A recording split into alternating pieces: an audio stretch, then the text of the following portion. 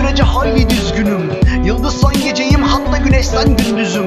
Peki nerede görülmüş güneşin gökyüzüne küstüğü? Ne garip hüzün bardağımın hala dolmaması, kalbine giden yolun ayaklarımı yormaması. Ne garip hala seni hatırlamak için birçok neden varken unutmak için bile bir tane olmaması. Yine de mutlu seni gelmeyişi üzer. Zaten gelmesin aşk dediğim bekleyince güzel. Dikenin acısı çoktur demeyince güle. Kelebek aslında yaşamaz, ölme bir günlüğüne küser.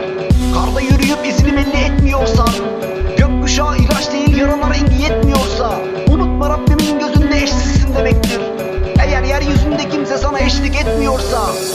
Yıldızlar gökyüzünden dökülünce gel bana, çünkü bir tek ben aydınlık kalmalıyım dünyada. Güneş kan damlatırsa durma gel bana. Gerçekler hiçbir zaman güzel değil rüyadan. Yıldızlar gökyüzünden dökülünce gel bana, çünkü bir tek ben aydınlık kalmalıyım dünyada.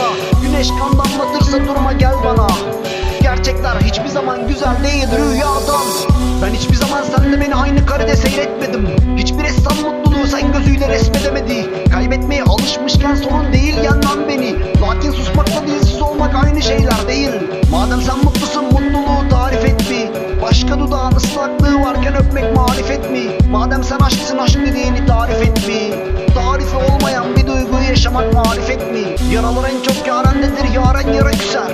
Yarenler herkese aynı da bir tek yara güzel. Yareni bir tek yaren açtı, o yara üzer.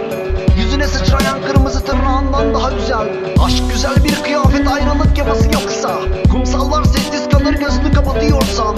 Yalanlar güzel değil eğer kanamıyorsan. Adem olmam bir şey değiştirmez, Havvam beni aramıyorsa.